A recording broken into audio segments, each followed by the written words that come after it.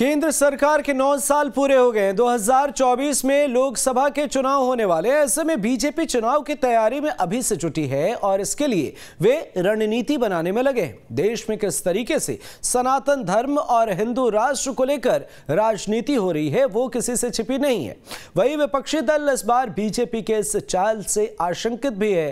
फिर से हिंदुत्व, हिंदू राष्ट्र जैसे मुद्दों पर वोटों का ध्रुवीकरण न हो जाए। हमारी खास रिपोर्ट देखिए।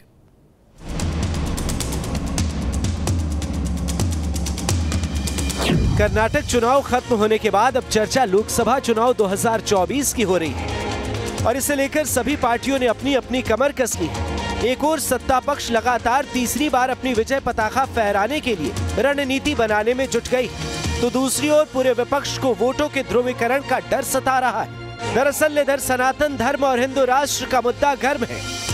विकास की बात सिर्फ ये भाषण में करते हैं और इनको खुद पता है कि भारत के लोग इनके मुंह से न तो विकास की बात पसंद करते हैं और न ही ये कभी विकास कर सकते हैं।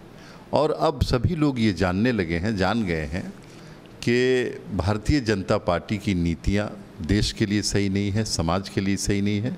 जनता को चाहिए रोटी, रोजी, रोजगार, महंगाई, ये असली मुद्दे हैं। अब अगर भारतीय जनता पार्टी को इसके बावजूद लगता है कि हमें बार बार इस मुद्दे पर जनता भरोसा करेगी, तो वो दिवा स्वप्न देख रही है, भ्रम में। महागठबंधन के नेताओं के इन आरोपों पर बीजेपी विधायक हरिभूषण ठाकुर बचौल ने पलटवार किया। उन्होंने उल्टा विपक्ष से ही सवाल पूछ डाले कि अगर केंद्र की बीजेपी सरकार ने देश में कुछ नहीं किया तो देश विश्व की 5वीं अर्थव्यवस्था कैसे बन गई। हिंदुत्व इस देश का प्राण है, सामाजिक जीवन है, जीवन शैली की कला है, तो हिंदुत्व तो हमारे रग रग में है ही। उन लोगों को सोचना चाहिए कि वो लोग क्या कर रहे हैं और 24 में जनता बुखार उतार देगी, इसके लिए भी तैयार रहना चाहिए। देश में जिस तरीके से सनातन धर्म और हिंदू राष्ट्र जैसे मुद्दे गूंज रहे, उसे देखकर ये कहना गलत नहीं होगा कि आगामी लोकसभा चुनाव में ये मुद्दे देश के वोटरों के सामने फिर से देखने को मिलेंगे। अब देखना ये है कि इन मुद्दों का फायदा सत्ता पक्ष को मिलता है या उल्टा असर देखने को मिलता है। इसके लिए अभी 2024 तक का इंतजार करना होगा। पटना से न्यूज स्टेट बिहार झारखंड के लिए आदित्य झा की रिपोर्ट।